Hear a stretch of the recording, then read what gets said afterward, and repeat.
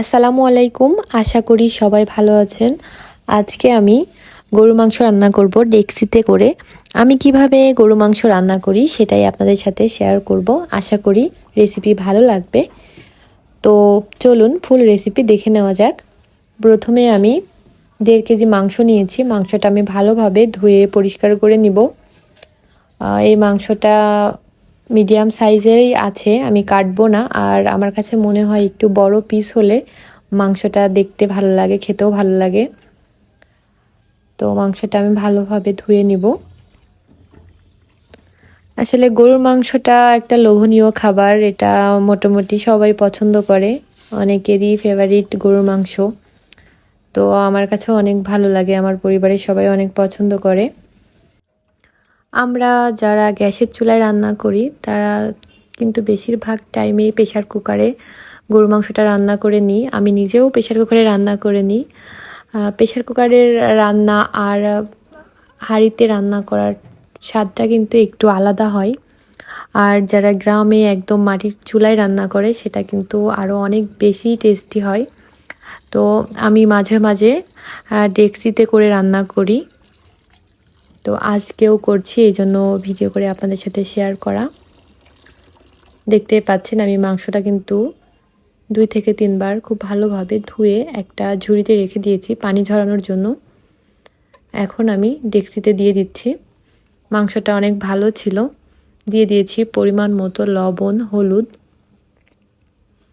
আমি এখানে মরিচের গুঁড়া দিয়েছি, আপনারা চাইলে বেটে অথবা চিরো দিতে পারেন। আমি 1.5 চা চামচ পরিমাণ জিরার গুঁড়া আর 1.5 চা চামচ পরিমাণ গরম মশলার গুঁড়া দিয়েছি। আর এখানে আমি 4টা মিডিয়াম সাইজের পেঁয়াজ কুচি করে দিয়েছি। দিয়ে দিয়েছি পরিমাণ মতো তেল। এখন আমি দিয়ে দিব আদা, রসুন আর পেঁয়াজ আমি পেস্ট করে নিয়েছি, দেখতেই পাচ্ছেন। আমি এখানে 1.5 চা চামচ পরিমাণ আদা দিয়েছি আর 1.5 টেবিল চামচ পরিমাণ রসুন দিয়েছি আর 2 টেবিল চামচ পরিমাণ পেঁয়াজ দিয়েছি। এখন খুব ভালোভাবে মেখে নিতে হবে।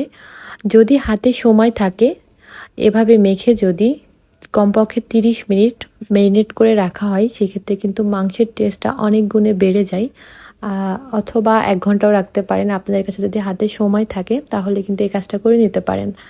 এখানে আমি কিছু আস্ত মশলা দিয়ে দিয়েছি, গোলমরিচ, লবঙ্গ আর দারচিনি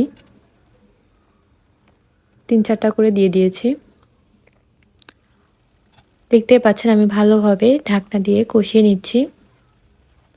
পানিটা আপনারা বুঝে দিবেন, মাংস সিদ্ধ হতে যে পরিমাণ পানি লাগবে বুঝে পানিটা দিয়ে নেবেন। অনেকের হাতে কিন্তু সময় কম থাকে, সেই ক্ষেত্রে আপনারা রাতে যদি এভাবে মেখে আর নর্মাল ফ্রিজে রেখে দিয়ে সকালে রান্না করেন সেই ক্ষেত্রে কিন্তু টেস্টটা অনেক গুণে বেড়ে যাবে আর মাংসটাও কিন্তু অনেক সফট হয়ে যাবে, রান্না করতে সময় অনেক কম লাগবে। দেখতে পাচ্ছেন আমি ভালোভাবে কষিয়ে নিচ্ছি। আর গরু মাংসটা কিন্তু ভালোভাবে কষিয়ে নিলে টেস্ট অনেক গুণে বেড়ে যায়। আসলে সবাই সবার মতো রান্না করেন, সবাই কিন্তু রান্না পারেন। আমি কিভাবে রান্না করি সেটাই আপনাদের সাথে শেয়ার করছি।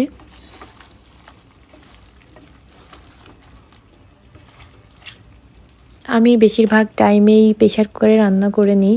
প্রেশার কুকারে রান্না করার আগেও কিন্তু আমি মাংসটা ভালোভাবে কষিয়ে নিই, কারণ কষিয়ে নিলে কিন্তু মাংসের টেস্টটা বেড়ে যায়। দেখতেই পাচ্ছেন আমি খুব ভালোভাবে কষিয়ে নিয়েছি। যখন দেখবেন একদমই উপর থেকে তেল উঠে গেছে তখন বুঝতে পারবেন যে একদম কষানোটা পারফেক্ট হয়েছে। এখন আমি উপর থেকে কিছু আস্ত রসুন দিয়ে দিয়েছি। আর এই রসুনটা কিন্তু আমি মুরগির মাংস রান্না করলেও দিয়ে থাকি, কারণ আমার কাছে আস্ত রসুনটা খেতে অনেক ভালো লাগে, এটা শরীরের জন্য অনেক ভালো। আর আমার পরিবারের সবাইও খেতে অনেক পছন্দ করে। আমি চেষ্টা করি 7-8টা বা 10টার মতো আস্ত রসুন আমি দিয়ে দিই। আর এটা খেতে আসলে অনেক বেশি মজার হয়, আপনারা ট্রাই করতে পারেন।